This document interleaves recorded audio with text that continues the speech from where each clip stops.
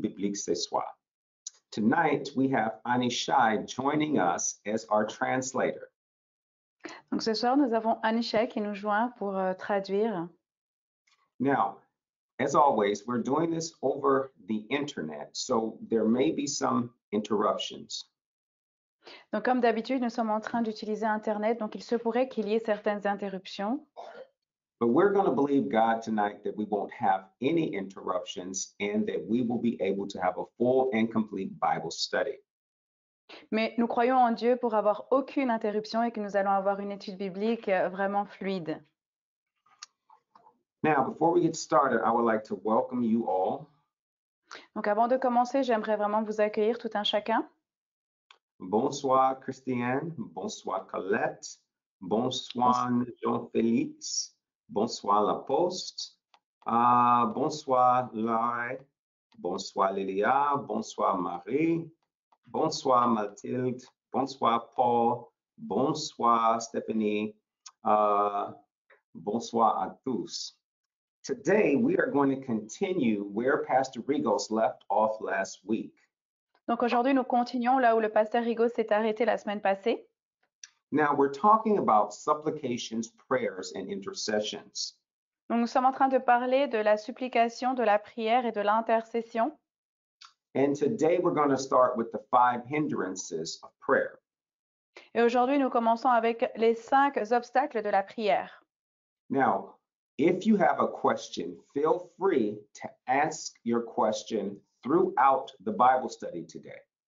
Aussi, donc si vous avez des questions, vraiment sentez-vous libre de poser la question tout au long de l'étude biblique aujourd'hui.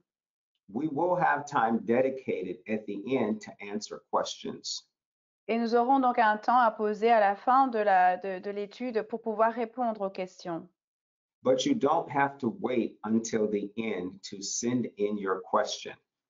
Mais vous n'avez pas besoin d'attendre la fin de l'étude pour pouvoir envoyer votre question, en fait, pour pouvoir la poser. All right, so let's begin. Nous commençons.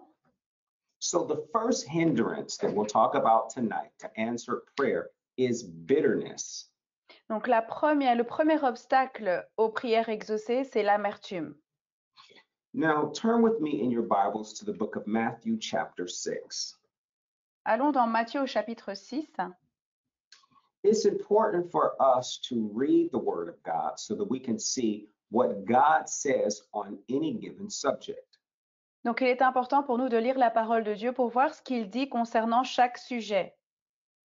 Because it's more important to know what God says than it is to know what men say. Car il est plus important de savoir ce que Dieu dit que de savoir ce que l'homme dit. So we're going to look at Matthew chapter 6 and verse 15. Donc nous allons dans Matthieu chapitre 6 au verset 15. Je lis. Mais si vous ne pardonnez pas aux hommes, votre Père ne vous pardonnera pas non plus vos offenses. So we see here that Jesus is telling us to forgive people who do things to us so that God may forgive us. Donc on voit ici que Jésus nous demande en fait de pardonner aux gens qui nous font des choses de sorte que Dieu puisse aussi nous pardonner. So notice Jesus is telling us if we refuse to forgive, then God is unable to forgive us. Donc Jésus dit ici en fait que si nous refusons de pardonner, en réalité cela ne permet pas à Dieu de nous pardonner. It's not that God doesn't want to forgive you. He's not able to. Ce n'est pas que Dieu n'a pas envie de nous pardonner, mais en fait, il ne peut pas le faire. Because you have made the decision to be in unforgiveness or to be in bitterness towards someone. Et la raison, c'est parce qu'en fait, vous avez fait le choix de ne pas pardonner et d'être en fait dans une position d'amertume vis-à-vis de quelqu'un. Now, the problem with bitterness is that it spreads very quickly. Et le problème avec l'amertume, c'est en fait, elle s'étend rapidement. And when something spreads very quickly, it's difficult to contain it, to hold it to one place. Et quand quelque chose s'étend rapidement, c'est difficile en fait de le contenir à un seul endroit. It's like a disease. If the disease is not contained, it can quickly spread to other people and contaminate large numbers of people. C'est comme une maladie en fait. Si elle n'est pas contenue, en fait, elle peut contaminer un bon nombre de personnes. So if we remain in bitterness, what we're actually doing is we are allowing our hearts to be contaminated. Donc, si on reste dans une position d'amertume, ce qu'on fait en réalité, c'est de permettre à notre cœur de rester contaminé. Let's go to the book of Psalm, chapter 66. Allons dans le livre de Psaumes au chapitre 66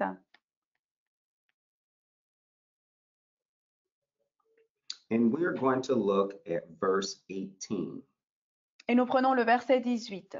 Je lis, « Si j'avais conçu l'iniquité dans mon cœur, le Seigneur ne m'aurait pas exaucé. » Okay, so notice here what the psalmist is saying to us. Regardez ici ce que le psalmiste nous dit en fait. If you make the decision to hold sin in your heart, then God can't hear you. Il dit ici en fait que si ici vous prenez la décision de garder, de maintenir le péché dans votre cœur, alors le Seigneur ne peut pas nous exaucer. This is what we were just talking about. Donc c'est de ce que nous sommes en train de parler. You see, we have been given the authority by God to make decisions. L'autorité nous a été donnée de Dieu que nous puissions faire ou prendre des décisions. And if you make that decision to hold on to that sin, in this case, bitterness, and not forgive somebody, then you're holding that and God can't hear you.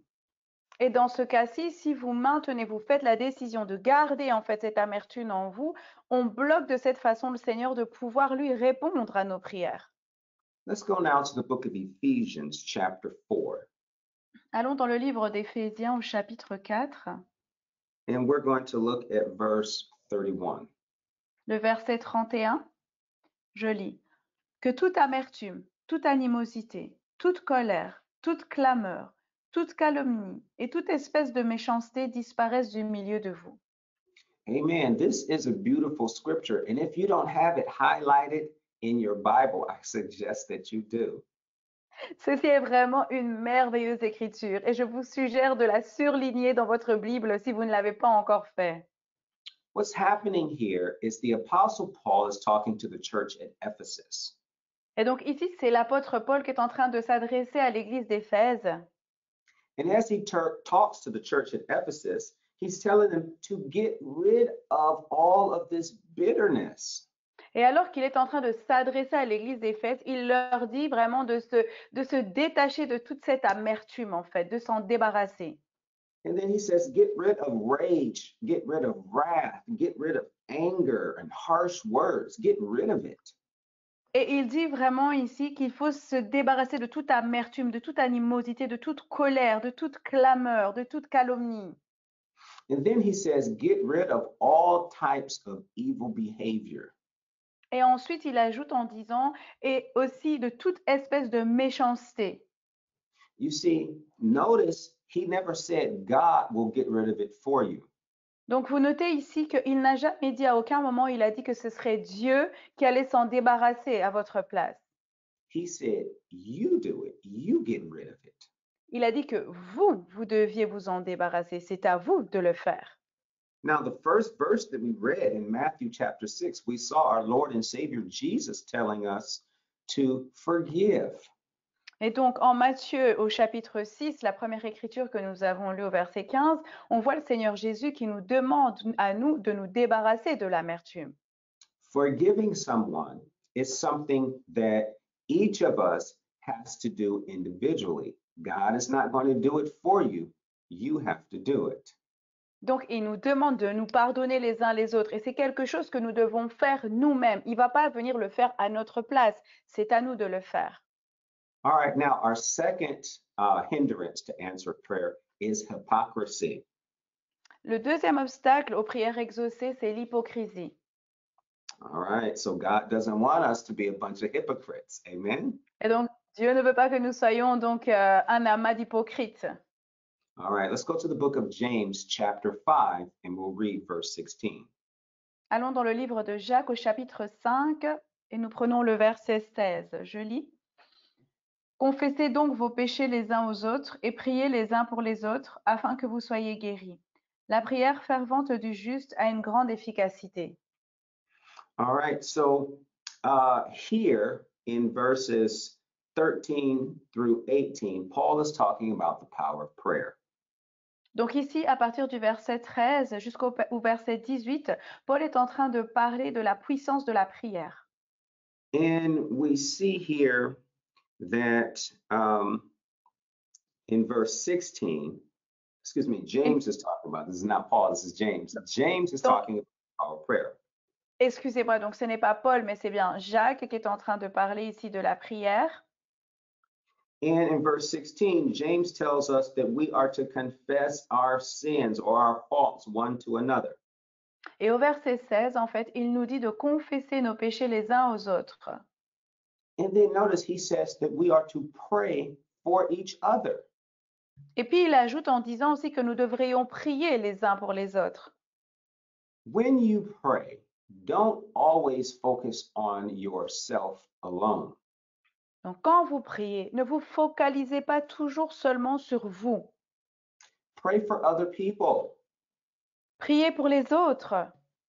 Amen. Pray for other people. Priez pour les autres personnes.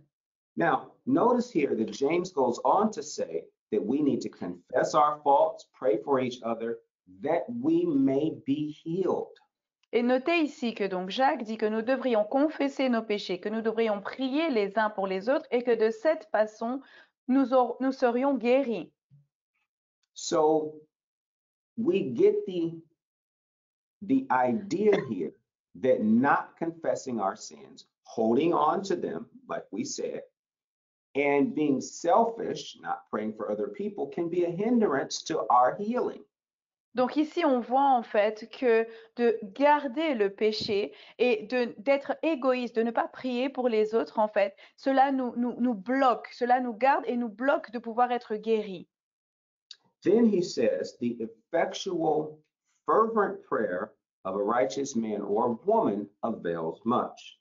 Et ensuite, il continue en disant que la prière fervente du juste, d'un homme ou d'une femme, a une grande efficacité. Another way of saying it is the earnest, heartfelt, continued prayer Et donc, une autre façon de le dire, c'est vraiment une prière qui est plein de soupirs, qui est plein d'ardesse. Mhm. of a righteous man or woman makes tremendous power available, dynamic in its working. Du juste, que ce soit une femme ou un homme, produit véritablement a une grande efficacité. C'est quelque chose de très puissant. Notice that you must do something in order for that tremendous dynamic power to be made available. Donc, notez bien ici que vous devez faire quelque chose pour que cette puissance dynamique et très puissante puisse véritablement prendre place. Let's go back to the book of Matthew, chapter 6. Allons dans le livre de Matthieu au chapitre 6, nous retournons. And we're going to read verse 5. Et nous allons lire le verset 5, je lis. Lorsque vous priez, ne soyez pas comme les hypocrites qui aiment à prier debout dans les synagogues et au coin des rues pour être vus des hommes. Je vous le dis en vérité, ils reçoivent leur récompense. So Jesus here is giving instructions on how to pray the right way. Ici, donc, Jésus est en train de donner une instruction pour savoir comment prier correctement, de la bonne manière. And he's telling us don't be like hypocrites who pray and they want to do things so that they can be seen. Et alors, il nous dit, ne soyez pas comme ces hypocrites qui prient, en fait, et qui ont envie d'être vus des autres. Everything that they're doing is not sincere, it's not earnest. Et ce qu'ils font, en fait, n'est pas sincère, n'est pas honnête. So notice that Jesus says that is their reward. People seeing them, that's what you get. Et donc, voilà ce que Jésus dit. Il dit, ceci est leur récompense. C'est qu'en fait, les hommes les verront. C'est ça qu'ils obtiendront. Amen. Amen. All right. Now, the third hindrance is selfishness, Le troisième obstacle, c'est l'égoïsme. and that's in James 4. Et nous allons dans Jacques 4. But before we continue, Mais I was avant de so excited continuer, to start today, I forgot to pray. j'étais tellement enthousiasmée de commencer que j'ai oublié de prier. We always want to take time to invite the Holy Spirit into what we're doing. Nous voulons toujours prendre le temps d'inviter le Saint-Esprit dans tout ce que nous faisons. All right, so let's pray. Alors nous allons prier. Father God, we thank you for the opportunity to study tonight. Père Dieu, nous te remercions pour l'opportunité de pouvoir étudier ce soir. We thank you, Father God, for your word that you have given to us. Nous te remercions, Père, pour la parole que tu nous as donnée. Holy Spirit, we invite you in to be our teacher, Saint-Esprit, nous t'invitons à être notre enseignant and we yield to you in Jesus' name. Amen. et nous dépendons de toi au nom de Jésus. Amen. Amen. So, our Amen. third point is selfishness. Donc le troisième point, c'est l'égoïsme. And we're going to look at James chapter 4, verse 3. Donc nous prenons Jacques au chapitre 4 au verset 3. Je lis. Vous demandez et vous ne recevez pas parce que vous demandez mal, dans le but de satisfaire vos passions. Now, God, well, let's take a look at this verse first. It tells us that you ask and receive not because you ask amiss, that you may consume it upon your lusts. Donc ici, ce verset, il dit que vous demandez et vous ne recevez pas. Pourquoi? Parce que vous demandez mal dans le but, en fait, de satisfaire vos passions. So, what is James telling us? He's telling us that the things that some people ask for, they don't get it because their motives are all wrong. Donc Jacques ici nous dit que les choses pour lesquelles certaines personnes sont en train de prier, elles n'obtiennent pas ces choses-là parce qu'en fait, les intentions ne sont pas bonnes. They're selfish. Ils sont égoïstes, en fait. They only want things for themselves. Et ils ne veulent que des choses pour eux. They're not concerned about other people, about other Christians. They just want God to give them things. Et ils ne sont pas soucieux des autres, en fait, des autres chrétiens, et ils veulent simplement, en fait, que Dieu leur donne des choses à elles, à eux. Remember, God is not Santa Claus and God is not a genie. Rappelez-vous que Dieu n'est pas le Père Noël et ce n'est pas un génie non plus. So you don't go and pick up your Bible and rub your Bible and then you get 3 wishes. Donc, vous n'allez pas aller prendre vos Bibles et puis frotter votre Bible et puis faire 3 souhaits. Amen. Amen. So God wants us to get rid of that selfishness, get rid of that lust. Donc, Dieu vraiment veut que nous puissions nous débarrasser de cet égoïsme, de nous débarrasser de nos passions, so that he can answer our prayers. pour qu'il puisse répondre à nos prières. Amen. Amen. We read earlier, the Apostle Paul tells us to get rid of bitterness, get rid of anger and rage, get rid of that stuff. Donc, nous avons vu plus haut que l'apôtre Paul nous demande vraiment de nous débarrasser de l'amertume, de la colère, de la calomnie, de toutes ces choses. Il nous demande de nous en débarrasser. All right, our fourth hindrance to our answered prayer is unbelief. Alors, le quatrième point qui est donc un obstacle à l'exaucement des prières, c'est l'incrédulité. Stay there in the book of James, go to chapter 1, and we'll look at verse 6. Donc, nous restons dans le livre de Jacques, nous allons dans le chapitre 1 et nous prenons le verset 6. Je lis. Mais qu'il la demande avec foi, sans douter, car celui qui doute est semblable au flot de la mer, agité par le vent et poussé de côté et d'autre. Amen. So Amen. here, the Holy Spirit is telling us that whatever it is we ask, it must be in faith. Donc ici, le Saint-Esprit nous explique, en fait, qu'il nous dit qu'à chaque fois que nous demandons quelque chose, nous devons le faire dans la foi. He tells us don't waver, don't believe 1 second, then not believe the next second, and then you're not sure, then you're sure. That's wavering. Il nous demande en fait de ne pas être vacillant. À un moment donné, on y croit, puis à un autre, on doute, puis encore on y croit. Ça, c'est être vacillant.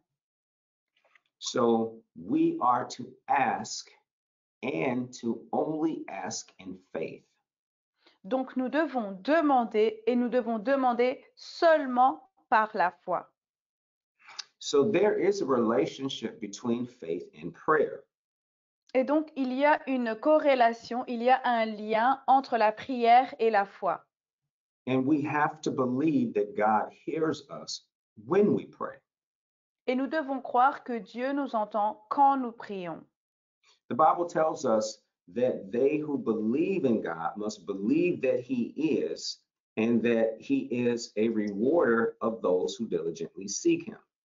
La Bible nous dit que ceux qui croient et ceux qui prient doivent croire que le Seigneur est le rémunérateur de ceux qui le cherchent et ceux qui le cherchent diligemment. Amen. Amen. You cannot waver when you are believing God. Vous ne pouvez pas être vacillant quand en fait vous croyez en Dieu. Amen. Amen. Now, the fifth hindrance to our answered prayer is disobedience. Le cinquième obstacle à l'exaucement des prières, c'est la désobéissance. Let's go to the book of 1 Samuel, chapter 28. Nous allons dans le livre de 1 Samuel au chapitre 28. And we're going to look at verse 28, verse 6. Donc 1 Samuel 28, versets 28 et 6. Excusez-moi, 28 et verset 6. Je lis. Alors, Saul consulta l'Éternel, et l'Éternel ne lui répondit point, ni par des songes, ni par l'Urim, ni par les prophètes. Okay, so what's happening here? Donc, qu'est-ce qui arrive ici? Well, here we see that Saul, who was king of Israel, he's gone to someone who serves Satan to find out something about God. Donc ici, on voit que Saul, qui lui donc est un serviteur de Dieu, il va vers quelqu'un qui sert le diable pour pouvoir avoir certaines réponses.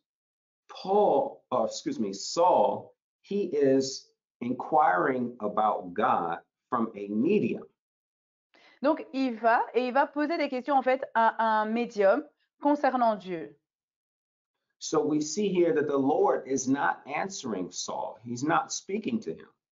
Et on voit ici que le Seigneur en fait ne lui répond pas, il ne lui parle pas. God is not speaking to him by dreams or by any of the prophets. Et alors, le Seigneur ne lui a répondu ni par un rêve, ni par un songe, ni même par un prophète quel qu'il soit. Because Saul is in blatant disobedience. Parce qu'en fait, Saul était en train de marcher dans la désobéissance. Now, let's go to stay there in 1 Samuel. We're On going to go reste, to chapter 15. on reste dans 1 Samuel, on va au chapitre 15 We're going to look at verse 22. et on va prendre le verset 22, je lis. Samuel dit, l'Éternel trouve-t-il du plaisir dans les holocaustes et les sacrifices, car comme dans l'obéissance à la voix de l'Éternel. Voici l'obéissance vaut mieux que les sacrifices, et l'observation de sa parole vaut mieux que la graisse des béliers. Okay, now what's happening here is that God told Saul through the prophet Samuel to destroy all of these people. Donc, ce qui arrive ici, c'est qu'on voit que le Seigneur a parlé donc au travers de Samuel. Il s'est adressé à Saul en disant qu'il fallait détruire tout son peuple. These were the Amalekites. C'était les sorry, Amalekites. Amalekites. Sorry, I don't know how to. The people of Amalek. You can see it in verse 6. Ah, yeah, Amalécites. C'était les Amalécites. And it may sound harsh, like, why would God do that? Alors, ça peut sembler être dur et on peut se poser la question, mais pourquoi Dieu ferait ça en fait? Well, God had given these people a chance to repent over and over and over and over again. Mais Dieu, en fait, avait donné à ce peuple une chance et encore une chance et encore une chance et encore une chance de se repentir et il n'a fait que leur donner des opportunités de se repentir. But these people continued to do evil in the sight of God. Mais ce peuple a continué de pratiquer le mal aux yeux de Dieu. So it came to a point where judgment came. Et donc, c'est arrivé à un niveau où, en fait, le jugement est arrivé. So what happened then is Saul was told to destroy everything, but he didn't do it. Et donc, ce qui est arrivé, en fait, c'est que Saul, on lui a dit qu'il devait tout détruire, mais il ne l'a pas fait. He kept the things that he saw with his eyes that he felt was good. Il a gardé les choses, en fait, que lui avait vues avec ses yeux et que lui pensait qui étaient bonnes. But God did not tell him to do that. Mais Dieu ne lui avait pas demandé de faire ça, il ne lui avait pas dit de faire ça. So he was rejected by God. Et de ce fait, il a été rejeté par Dieu. Now you might think, well, that's harsh. Alors peut-être que vous vous dites, mais ça c'est dur. It's really not because he disobeyed God before. Mais ce n'est pas vraiment dur parce qu'en réalité, il a désobéi à Dieu avant. Saul had a habit, a pattern of disobeying God. Saul avait en fait un schéma, une habitude de désobéir à Dieu. So this is why he was rejected. Et c'est pour ça qu'il a été rejeté.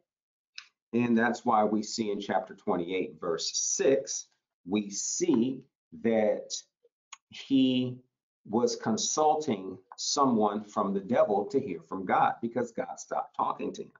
Et c'est pourquoi au chapitre 28, on voit qu'il s'adresse à des personnes en fait qui, eux, s'adressent au diable. Et Saul s'adresse à eux pour avoir des réponses de la part de Dieu, mais parce qu'en fait, Dieu avait arrêté de lui parler. So we see here that disobedience will stop you from hearing from God and getting your prayers answered. Et donc, on voit ici que la désobéissance va vous empêcher de pouvoir entendre Dieu et va vous bloquer de l'exaucement de vos prières. You cannot expect to hear from God if you are constantly in rebellion against him. Vous ne pouvez pas vous attendre à entendre de la part de Dieu si vous êtes constamment en rébellion vis-à-vis de Dieu. Okay, now we're going to move into talking about supplications. Maintenant, nous allons commencer à parler de la supplication.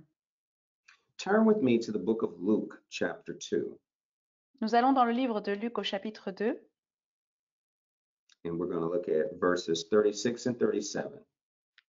Nous prenons le verset 36 et le verset 37. Je lis.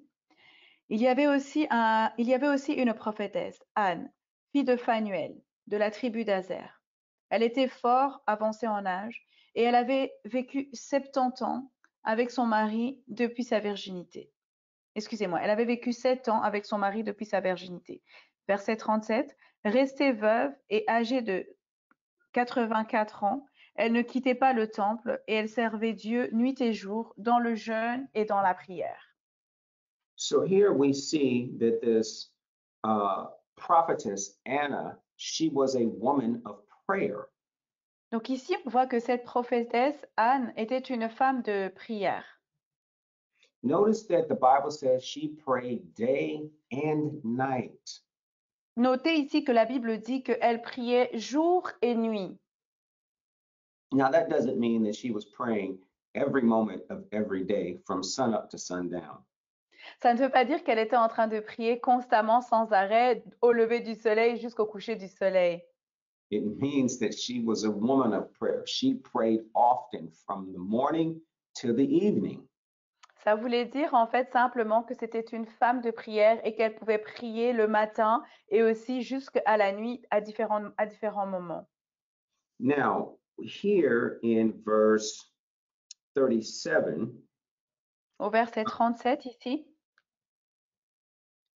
we see that the word prayer or prayers donc on voit is que le terme prière, it is the word supplication in Greek.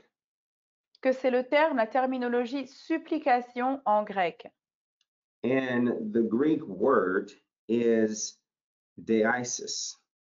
Et le mot grec, en fait, c'est déesis. So she wasn't just praying something general, she was supplicating, praying something very specific. Donc, elle ne faisait pas en fait le genre de prière générale, non, elle était vraiment spécifique dans ce qu'elle faisait comme prière. See, there are things that we can pray just in general, Donc, il y a des choses pour lesquelles nous pouvons prier en mode général, but we can also supplicate, and that means praying for something very specific. mais nous pouvons aussi faire des prières de supplication, ce qui veut dire en fait faire des prières qui sont vraiment ciblées pour des choses spécifiques. So a supplication is a humble, earnest prayer or request.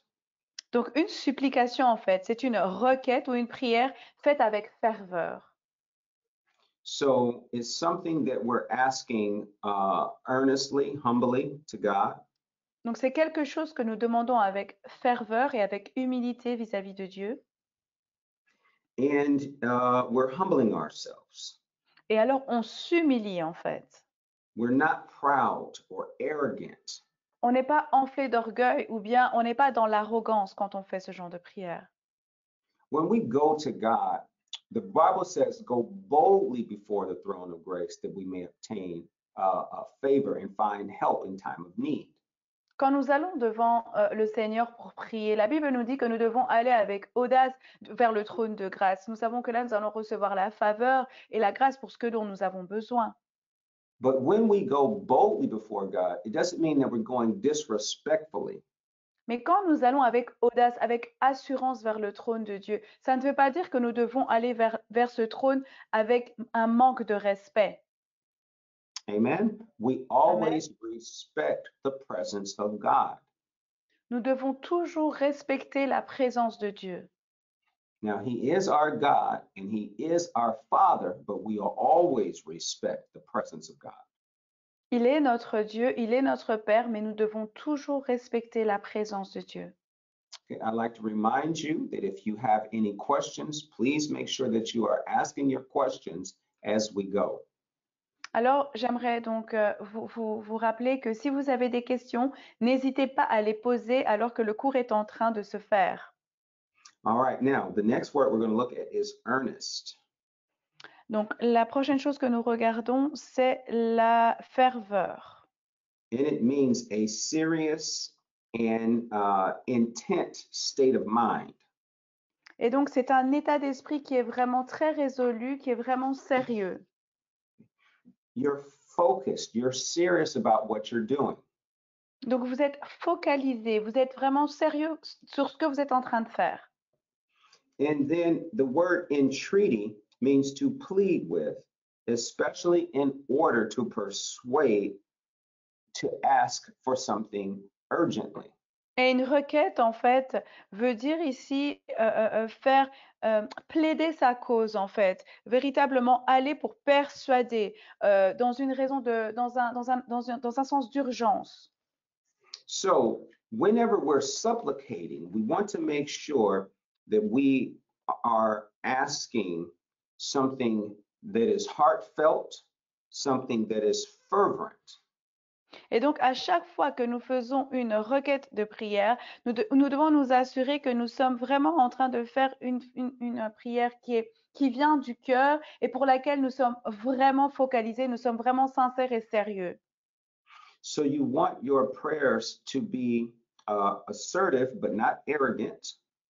Donc, vous voulez que votre prière soit intense, mais qu'elle ne soit pas arrogante. You want to offer your prayers in a spirit of submission. Et vous voulez en fait offrir votre prière dans un esprit de soumission. You want to have a serious state of mind. Vous voulez avoir un état d'esprit qui est vraiment sérieux. Now, let me give you an example of that. Je vais vous donner un exemple. If you were talking to the doctor about something very serious medically, Si and vous the vous doctor said you needed an operation, Donc, si vous vous adressez au docteur concernant quelque chose de vraiment sérieux et qu'alors le docteur vous répond que vous avez besoin d'être opéré, you don't want your doctor laughing the entire time while they're talking to you. vous n'avez pas envie que le médecin soit en train de rigoler en fait tout au long de tout ce que vous êtes en train de lui dire. Or you don't want your doctor reading a book while they're talking to you. Ou bien vous n'avez pas envie que le docteur soit en train de lire un livre pendant qu'il est en train de vous parler. You want your doctor giving you their full attention. Non, vous voulez que le docteur puisse vous accorder son attention complète. You want them to be serious about what they're saying and what they're doing. Vous voulez qu'à ce moment-là, les docteurs puissent être sérieux et qu'ils puissent être vraiment focalisés sur ce qu'ils sont en train de vous dire à cet instant-là. So that's what God is talking about, or the Bible is talking about here. C'est de ça que la Bible parle, c'est de ça que Dieu parle ici. God wants us to be focused, to be serious when we're supplicating. Dieu veut que nous soyons focalisés, que nous soyons sérieux quand nous faisons une prière de supplication. Amen. Amen. Amen. All right. So, who can we offer supplications? Pour qui pouvons-nous offrir une supplication? So, for whom can we supplicate? Pour qui? Well, we can supplicate for ourselves. On peut faire ce genre de prière pour nous-mêmes. You can supplicate for your natural needs and your spiritual needs. Pour nos besoins naturels, mais aussi pour nos besoins spirituels. So, go to the book of Philippians, Nous allons dans le livre de Philippiens, chapter 4, au chapitre 4, and we're going to look at verse 19. au verset 19. Je lis. Et mon Dieu pourvoira à tous vos besoins selon sa richesse, avec gloire en Jésus-Christ. So, the Apostle Paul here, to understand this, you'd have to read it in its full context. Et donc, pour comprendre en fait ce verset, il faut le remettre dans son contexte de ce que l'apôtre Paul était en train de dire. And from verse 10 to verse 20, the Apostle Paul is thanking this group of people for their gifts to him. Et donc, du verset 10 jusqu'au verset 20, l'apôtre Paul en fait est en train de leur remercier. Il remercie ce peuple pour tous les dons qu'ils leur ont fait, qu'ils lui ont fait. He is thanking the church in Macedonia for their financial gifts. Et donc, il remercie l'église de Macédoine pour leurs finances, tout ce qu'ils avaient donné financièrement. Now, at the end of our Bible studies each week, we give you all the opportunity to give. Et donc, à la fin de l'étude biblique, l'opportunité vous sera donnée de pouvoir aussi faire un don. And that's because we understand this biblical principle. Et c'est parce que nous comprenons donc ce principe biblique. Now, because the church at Macedonia had given to him, Et parce que l'église de Macédoine avait semé, avait donné des finances, that he is telling them il leur that dit, because you've done this, parce que vous avez fait ça, God has seen it. Dieu l'a vu. And because God has seen it, because they've been obedient, they were not selfish. Et parce que Dieu l'a vu, parce que Dieu a vu ce qu'ils avaient fait, parce qu'ils avaient été obéissants, ils n'ont pas été égoïstes. They put themselves in a position that now God can supply all of their needs. Ils se sont mis en fait dans une position où maintenant Dieu pouvait pourvoir à tous leurs besoins. See, when you give money, when you give time, when you give of your talents to the things of God, you are sowing seed. Vous voyez, quand vous donnez de votre temps, de l'argent ou bien même vos dons dans les talents que vous avez, vous êtes en train de semer des semences. And a seed will meet any need that you have. Et alors la semence rencontrera tous les besoins dont vous avez besoin. Now, the second type of person we can supplicate for is God's children, believers, all saints. Le deuxième genre de personnes pour qui nous pouvons faire des prières de supplication, c'est pour les enfants de Dieu, donc les croyants, ou bien ceux qu'on appelle les saints. All right, let's go to the book of Ephesians, chapter 6, Nous allons en Éphésiens au chapitre 6 and we'll look at verse 18. et nous prenons le verset 18. Je lis. Faites en tout temps par l'Esprit toutes sortes de prières et de supplications. Veillez à cela avec une entière persévérance et priez pour tous les saints. Here, the Apostle Paul is telling us to pray always. So you should all make it a habit to pray for other believers. Donc ici, l'apôtre Paul nous dit que nous devrions prier tout le temps, avoir cette habitude de prier, et aussi pour tous les saints. And notice he says prayers and supplications. Et notez ici qu'il dit prière, donc de toutes sortes de prières et de supplications. So we are to give prayers and supplications. Ça veut dire que nous devons faire des prières, mais aussi des supplications. We are to pray both generally and specifically for believers. Ça veut dire que nous devrions faire des prières générales, mais aussi spécifiques pour les croyants. Now, the third group that we can pray for or supplicate for is for men and all those that are in authority. Donc, le troisième groupe pour lequel nous pouvons offrir donc des supplications, c'est pour tous les hommes et pour ceux qui sont en fait élevés en dignité, qui ont des positions d'autorité. Now, turn with me to the book of 1 Timothy chapter 2. Allons dans le livre de 1 Timothée au chapitre 2. We're going to look at verses 1 and 2. On prend le verset 1 et le verset 2. Je lis. J'exhorte donc avant toute chose à faire des prières, des supplications, des requêtes, des actions de grâce pour tous les hommes, pour les rois et pour tous ceux qui sont élevés en dignité, afin que nous menions une vie paisible et tranquille en toute piété et honnêteté. Amen. This is actually Amen. a very powerful scripture. C'est véritablement une écriture très puissante.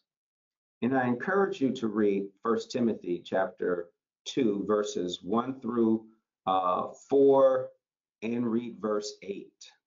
Je vous encourage à lire donc 1 Timothée 2 du verset 1 jusqu'au verset 4, ensuite le verset 8.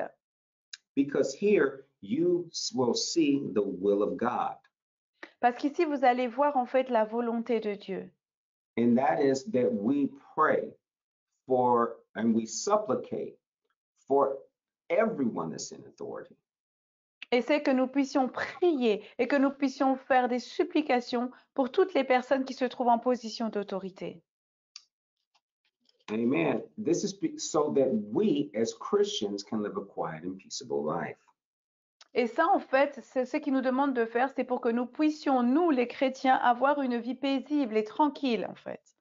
When we fail to do that, then chaos will move in to where quiet and peaceable should be. Et quand nous échouons dans cette tâche-là que nous avons à faire, c'est à ce moment-là, en fait, que le chaos arrive et nous ne vivons plus dans la quiétude et dans la tranquillité. So for our last few minutes, let's look at what can we supplicate. Maintenant, pour les dernières minutes, nous allons voir dans quelle situation utilisons-nous la supplication. Now, we can supplicate for God to send in laborers into his harvest. Nous pouvons faire des prières de supplication pour que Dieu envoie des ouvriers dans sa moisson.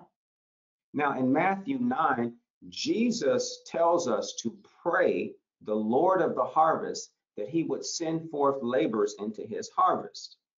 En Matthieu 9, Jésus demande que nous puissions prier le Seigneur de la moisson pour qu'il puisse envoyer des ouvriers. Now, there's a reason why we do this. And Jesus said it's because the harvest is big, but there are few laborers. Et il y a une raison pour laquelle il nous demande de faire ça. C'est parce qu'en réalité, la moisson est grande, mais il y a peu d'ouvriers. Now, the second thing that we can supplicate for is for God's Spirit to be poured out on the earth. Et la deuxième chose pour laquelle nous pouvons prier, c'est pour que l'Esprit de Dieu puisse être déversé sur la terre.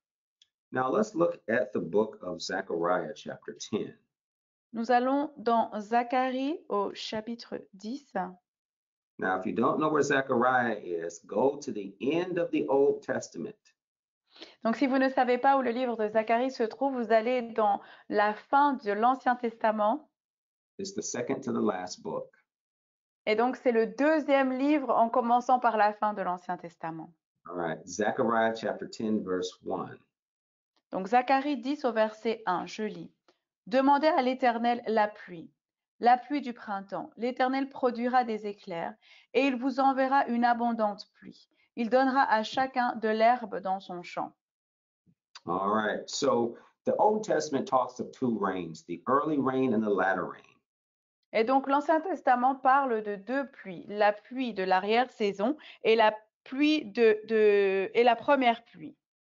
Now, the latter rain made it possible for there to be a harvest. Et donc, la pluie de l'arrière-saison a permis en fait d'avoir une récolte. So one of the things that we want to supplicate for is the harvest of people. Et donc, une des choses pour lesquelles nous voulons vraiment prier, c'est pour qu'il y ait la moisson des gens. And we can achieve that through the help of Holy Spirit. Et nous pouvons atteindre cela avec l'aide du Saint-Esprit. All right, let's go now to the book of James, chapter 5. Nous allons dans Jacques au chapitre 5. And we'll look at verse 7 and verses 16 through 18. Nous prenons le verset 7 et puis 16 à 18. Donc, je lis le verset 7. Soyez donc patients, frères, jusqu'à l'avènement du Seigneur. Voici, le laboureur attend le précieux fruit de la terre, prenant patience à son égard, jusqu'à ce qu'il ait reçu les pluies de la première et de l'arrière-saison. Le verset 17 et 18. Élie était un homme de la même nature que nous. Il pria avec instance pour qu'il ne plût point. Et il ne tomba point de pluie sur la terre pendant 3 ans et 6 mois. Le verset 18. Puis il pria de nouveau, et le ciel donna de la pluie, et la terre produisit son fruit. All right, so we see here in verse number 7. Donc au verset 7, we see that James is talking about patience and endurance. nous voyons ici que donc Jacques parle de patience et d'endurance. And James is giving a comparison of farmers waiting for the harvest. Et il compare cela à des fermiers, en fait, des laboureurs qui attendent d'avoir leur récolte. So we want to pray and believe for Holy Spirit to be able to move freely and to bring in an abundant harvest of souls.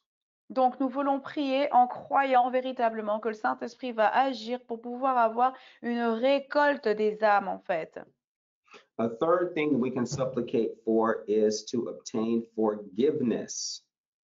La troisième chose pour laquelle nous pouvons prier, c'est pour obtenir le pardon. Remember, we talked about holding on to sin.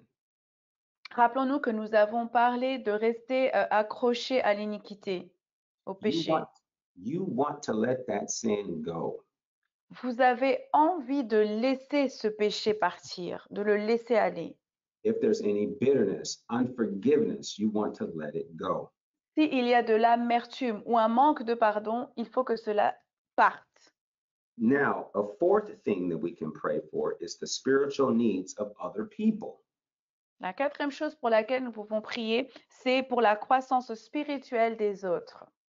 Remember, God wants us praying for other people to have their needs met. Rappelons-nous que Dieu veut que nous puissions prier pour les autres pour que leurs besoins soient rencontrés. We just read in 1 Timothy chapter 2 that he wants us to pray for kings and for all those that are in authority. Nous venons de lire donc en Timothée 2 que il voulait que nous puissions prier pour les rois et pour toutes les personnes qui avaient une position d'autorité. So turn with me to the book of Ephesians, chapter 1. We're going to look at verse 16. Allons dans Éphésiens au chapitre 1, nous prenons le verset 16. Je lis. Je ne cesse de rendre grâce pour vous, faisant mention de vous dans mes prières. So the Apostle Paul says that he did not stop thanking God for them in his prayers. Et donc l'apôtre Paul dit qu'il n'a pas cessé de rendre grâce pour eux et de faire mention d'eux dans ses prières. Paul said he prayed continually. Paul dit en fait qu'il prie continuellement. Now turn to the book of Philippians, chapter 1. We're going to look at verse 9. Allons dans Philippiens au chapitre 1 au verset 9. Je lis. Et ce que je demande dans mes prières, c'est que votre amour augmente de plus en plus en connaissance et en pleine intelligence. Now, this is Paul praying for other people. Donc c'est Paul qui prie pour les autres. And what's fascinating about this is that when Paul wrote this letter, he was in prison. Et ce qui est fascinant en fait concernant cela, c'est que quand Paul a écrit donc ça, il était lui-même en prison. So while Paul was in prison, he was still praying for other people. Et donc pendant que Paul était en prison, il continuait de prier pour les autres. Amen. Amen. So there is no excuse that we can have to not pray for other people. Donc en fait, nous n'avons aucune excuse pour ne pas pouvoir prier pour les autres. There's no excuse that we can give to have a heart that's selfish. Nous n'avons aucune excuse pour avoir si nous avons un cœur égoïste. Now remember where we started: bitterness, hypocrisy, selfishness, unbelief, and disobedience hinder your prayers. Rappelez-vous, nous avons commencé avec l'amertume, l'hypocrisie, l'égoïsme, l'incrédulité et la désobéissance, que c'était So des blocages. these are the things that you don't want to have in your heart. Donc ce sont ces choses-là que vous n'avez pas envie d'avoir dans votre cœur. You don't want to allow these things to spread throughout in your mind, which is your soul, your mind, will, and emotions, and you don't want to operate out of those negative emotions. Donc vous n'avez pas envie que ces choses-là en fait s'étendent dans votre âme, dans votre esprit, tout ça, et vous n'avez pas envie qu'elles puissent en fait rester et diriger vos émotions en fait. Amen. Amen. Amen. All right, that will end our Bible study for today. Donc voici donc cela qui clôture donc l'étude biblique d'aujourd'hui. We don't have enough time to begin the next part of the lesson that I wanted to do. Nous n'avons pas donc suffisamment de temps pour commencer la partie que j'aurais aimé commencer. And these principles of faith, of prayer, of supplicating, and intercessions are too important to rush through. Mais ces principes de prière et de supplication sont vraiment très importants et alors on ne peut pas juste simplement passer vite, très rapidement, non. So I want to take this time to remind you all that if you have any prayer requests, that you can send them in to keithbutler.fr. Donc je voudrais vous rappeler aussi que si vous avez des requêtes de prière, n'hésitez pas à les envoyer à katebutler.org. Now, we believe in the power of prayer. Nous croyons dans la puissance de la prière. We believe that God answers prayer. Nous croyons que Dieu répond aux prières. Prayer is not something that we just do out of tradition. La prière, c'est pas quelque chose que nous faisons par tradition. Amen. Amen.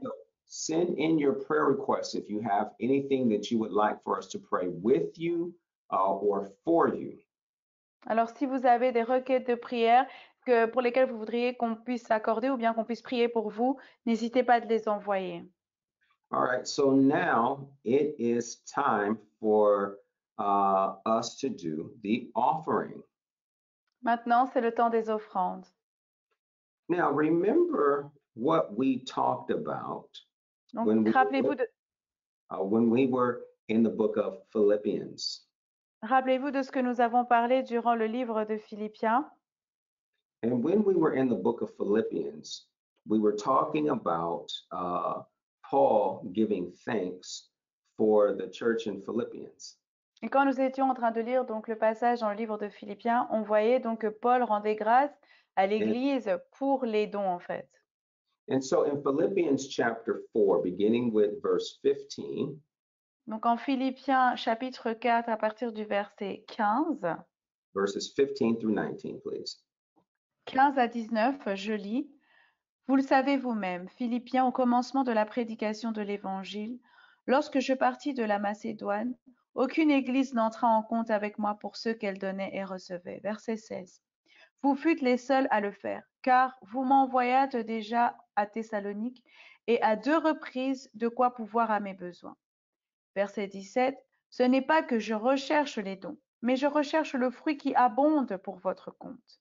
Verset 18. J'ai tout reçu et je suis dans l'abondance. J'ai été comblé de bien en recevant par Épaphrodite ce qui vient de vous comme un parfum de bonne odeur, un sacrifice que Dieu accepte et qui lui est agréable. Amen. So the church in Philippians, they were a faithful church. Et donc l'église de Philippiens était vraiment une église fidèle. And they gave or they sowed into Paul's ministry.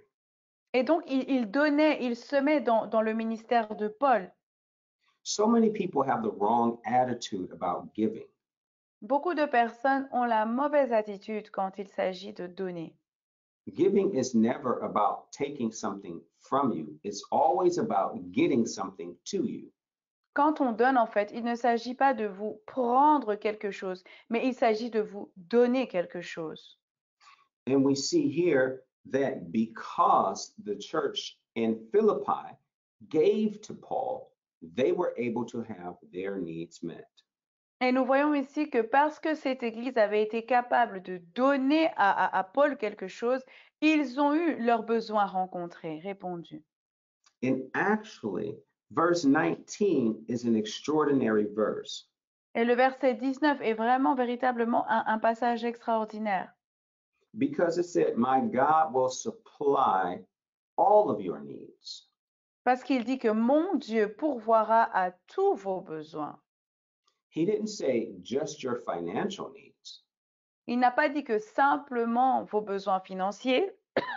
He said, My God will supply all of your needs. Il a dit, mon Dieu pourvoira à tous vos besoins. This is where we say, or this is why we say, a seed will meet any need. C'est pourquoi nous disons en fait qu'une semence rencontrera tous nos besoins. So God will supply, He will cram something full. Donc ça veut dire que Dieu va pourvoir, il va faire en sorte que quelque chose vienne. God will take you to a place of such abundant supply because you gave. Il va vous amener à un lieu où vous aurez tous vos besoins rencontrés parce que vous aurez donné. And notice the supply comes from God's riches and glory, not from what you can produce. Et vous voyez ici qu'on dit que Dieu pourvoira en fonction de sa richesse et de sa gloire et non pas en fonction de ce que vous donnez ou ce que vous avez. Amen. Amen. So that is very, very good news. Donc c'est vraiment une très très très bonne nouvelle. That means God is not limited to your job, to what nation you live in, to the economy where you live.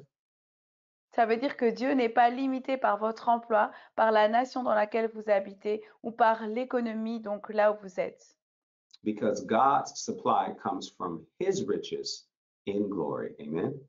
Parce que tout ce que Dieu pourvoit vient en fait de sa richesse à lui et de sa gloire. Amen. So I encourage you to give today. Donc je vous encourage à donner aujourd'hui. And I encourage you to send in any prayer requests that you may have. Et je vous encourage aussi à envoyer des requêtes de prière si vous en avez une. All right. I'd like to take this opportunity now to pray with you and for you. Et maintenant, je vais prendre cette opportunité pour prier avec vous et pour vous.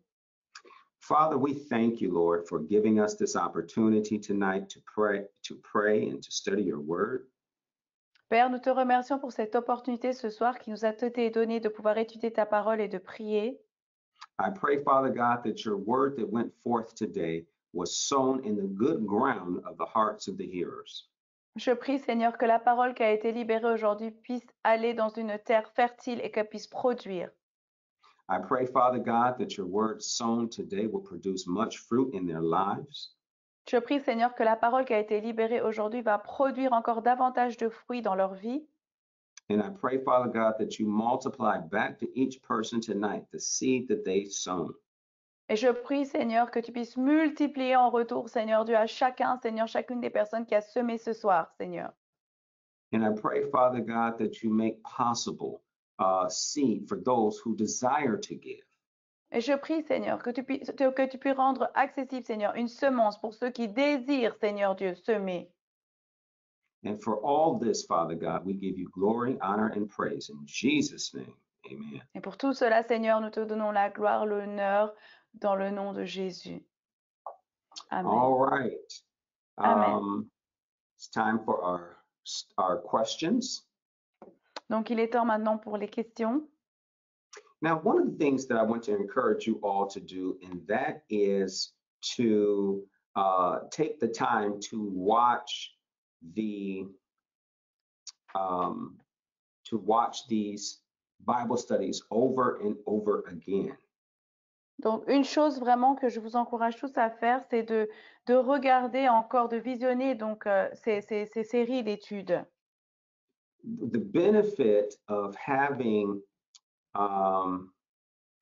the Bible studies on YouTube and doing it online is that you have the opportunity to watch them over and over again.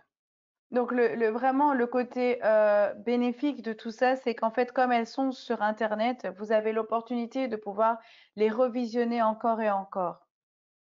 Now, the Bible says that faith cometh by hearing.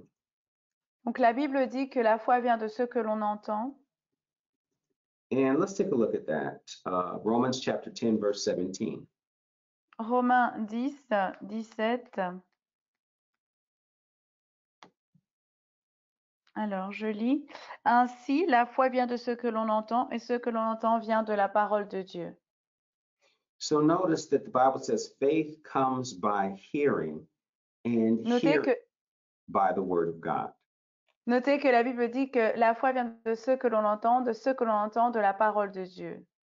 So anything for which you develop faith comes from hearing it. Donc tout ce pourquoi vous développez la foi en fait vient de ce que vous entendez.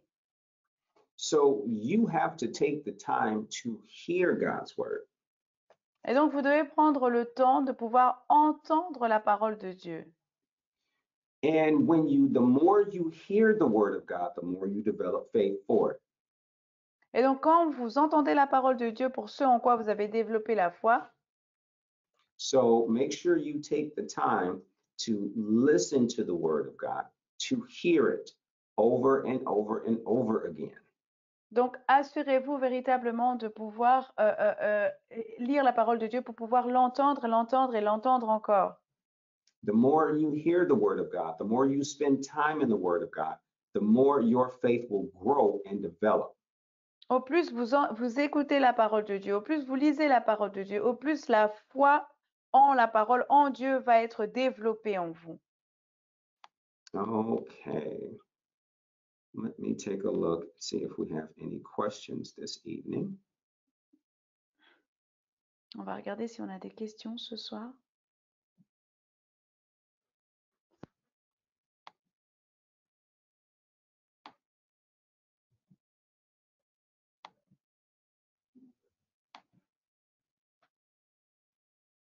Make sure that you send in any questions that you may have.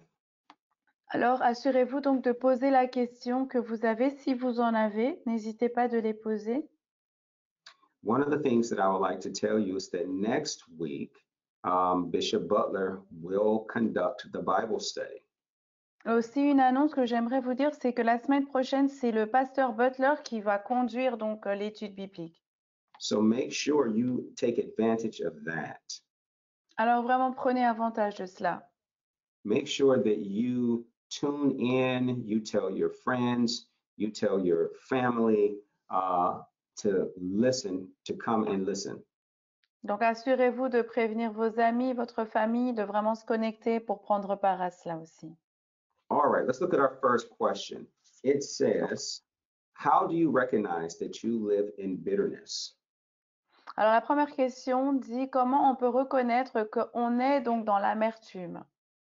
Because we've been discussing that you don't want bitterness to be something that hinders your prayers.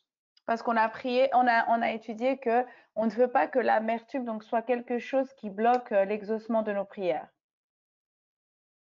All right, so let's go back and take a look at some of the scriptures that we looked at when we were talking about bitterness.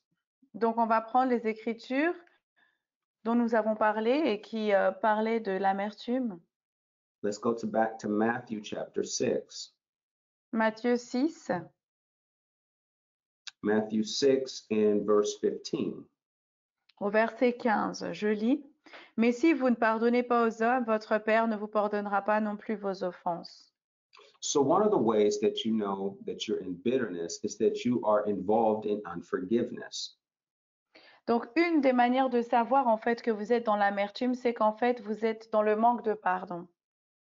Bitterness usually comes about when somebody has done something to you, either real or imagined. Donc, l'amertume vient en fait, habituellement, c'est quand quelqu'un vous a fait quelque chose en fait.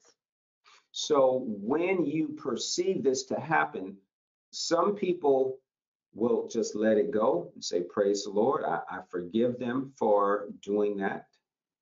Et donc, quand ça arrive, quand quelqu'un nous fait quelque chose, certaines personnes vont dire, OK, je laisse passer, que Dieu les bénisse, et puis on passe à autre chose. But then you have some people that will hold on to it. Mais il y a d'autres personnes, un autre type de personnes qui en fait vont s'attacher à ça. And that's a way that you know that you're in bitterness. Et c'est comme ça que vous pouvez savoir en fait que vous êtes dans l'amertume. Thank you for your question. Merci pour votre question. Our second question says, what do you mean by confessing your sins to one another? Alors, la question dit en fait, qu'est-ce que vous voulez dire par le fait de confesser nos péchés les uns aux autres? Qu'est-ce que ça veut dire? All right, let's go back and take a look at the scripture. On va prendre l'écriture. James chapter 5, verse 16.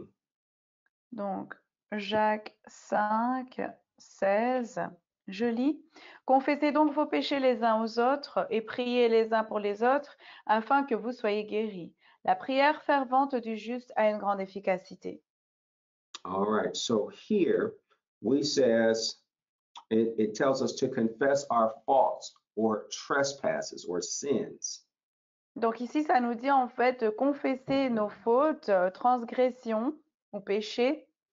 And James is telling us to do it one to another. Et Jacques nous demande de le faire les uns vis-à-vis des autres. He's telling us to do this so that we're not hindering God from hearing us, hindering ourselves from being healed. Et il nous demande de faire cela pour que nous puissions pas être bloqués en fait, d'être guéris ou bien de recevoir une réponse à nos prières. Now, what it means to confess your sins one to another is to acknowledge them. Ce que ça veut dire en fait, de confesser nos péchés les uns aux autres, ça veut dire simplement de reconnaître, de les reconnaître. Go to somebody and say, I did this and it was wrong. Peut-être d'aller vers quelqu'un et de dire j'ai fait ça et c'était mal.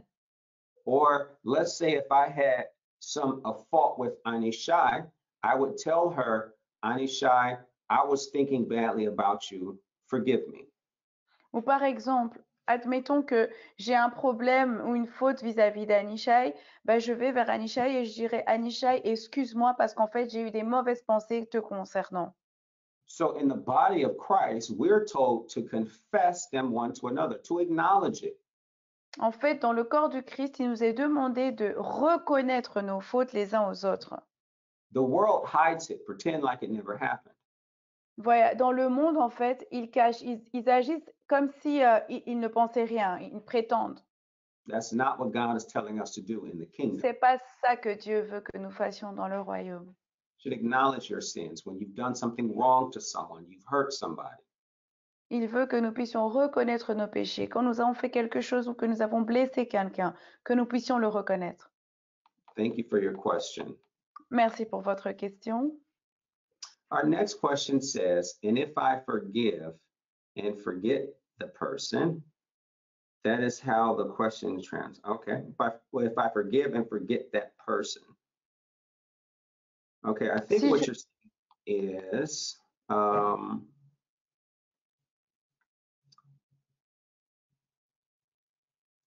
I think you're saying, well, what if I forgive that person? donc, Okay, I'm not quite sure what the question is. la question 3, en fait, le pasteur n'est pas vraiment certain de l'intention de la question, en fait. Il ne la comprend pas vraiment.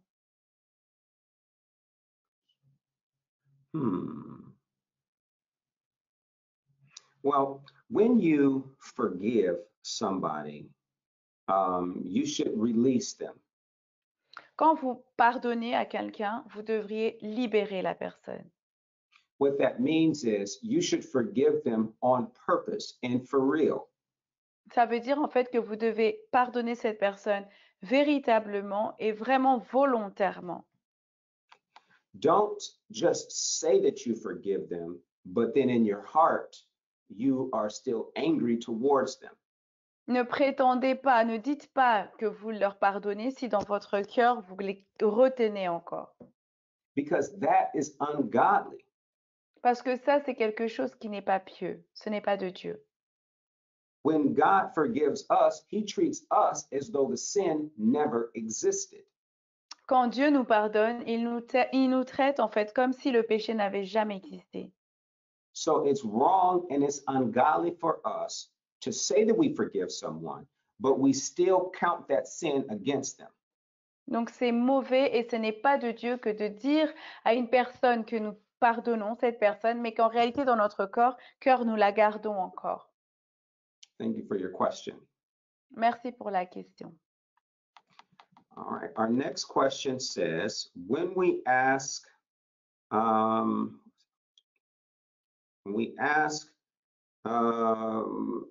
to give more to others, to share, is that a good prayer? Okay. Quand nous disons que nous devons donner plus aux autres et partager, est-ce que c'est une bonne prière? All right. So when we pray, it is perfectly fine for you to go to God and ask Him for things for yourself.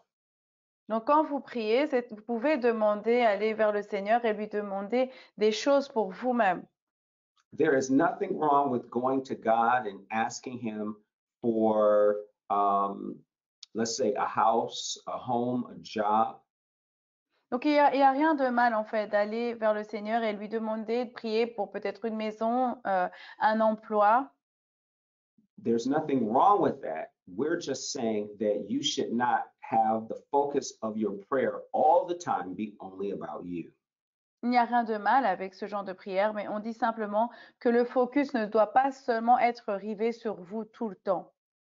And you don't have to spend all of your time praying for other people. Et vous ne devez pas non plus oublier de prier pour les autres. There should be a balance for you praying for yourself and for you praying for others. Donc, il devrait avoir un équilibre entre vous, quand vous priez pour vous et aussi quand vous priez pour les autres. Ça doit être équilibré. And it is a good prayer to ask God to bless you so that you can bless other people. Et c'est une bonne prière que de demander à Dieu de vous bénir de sorte que vous puissiez bénir les autres aussi. See, that goes to a motive why you're praying. You want to be blessed to be a blessing. Donc, ça revient donc à l'intention de la prière, à la motivation de la prière, c'est-à-dire vous voulez être béni pour pouvoir être une bénédiction. Thank you for your question. Merci pour votre question. Someone asked when we pray, do we pray to God or do we pray to Jesus? Quelqu'un a posé la question à savoir quand nous prions, est-ce que nous prions vers Dieu ou nous prions vers Jésus? We pray to God in Jesus' name or in his Nous, authority. nous prions à Dieu au nom de Jésus ou avec l'autorité de Jésus. So Jesus told us, in that day you will ask me nothing, but you will pray to the Father in my name, and he will give it you. Jésus a dit qu'on priera en son nom et que le Seigneur Dieu nous répondra et nous le donnera. So we have been directed to pray to God in the name of Jesus. Donc, il nous a été demandé de prier à Dieu au nom de Jésus. That's all the time that we have for today. The questions that I did not get to, I will answer those and we will send them to you online. Pour le reste des questions, ce à quoi je n'ai pas répondu, on va y répondre et les réponses seront diffusées en ligne. Remember to tune in next week to receive from Bishop Butler. Alors, n'oubliez pas de vous connecter la semaine prochaine pour recevoir le pasteur Butler. And remember, God loves you, Bishop Butler loves you, I love you, and Jesus is Lord. Rappelez-vous que le pasteur Butler vous aime, que Jésus vous aime et que je vous aime. A bientôt. See you soon.